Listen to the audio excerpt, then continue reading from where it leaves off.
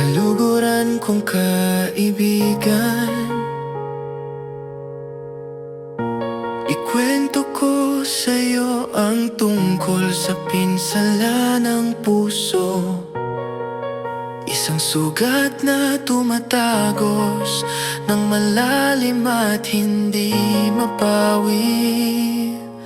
Umaagos ito sa kaluluwa, isang matalas na lason. At sa pagkakapit nito, ang pakiramdam ay napakahina, napakababa. Ang puso, ang mahalagang organo, ay tila nilinlang, napunit at sugatan. Walang natitirang lakas na sumuporta, tumatibok sa dalamhati. Mabigat, mabagal at malungkot, at bawat pintig ay puno ng walang katapusang paghihirap.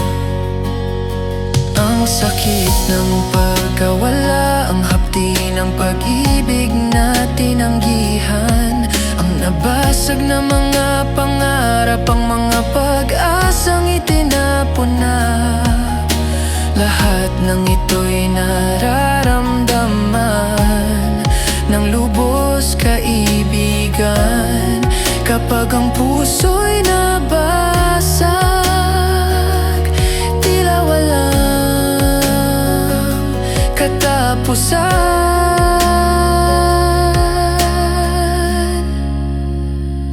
Ngunit sa paglipas ng panahon, gagaling at hihilom ang puso.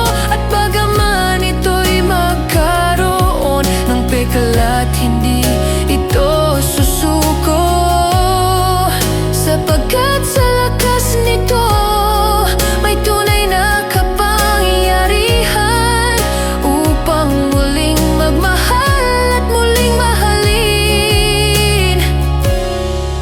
Kaya huwag kang matakot, kaibigan, sa sakit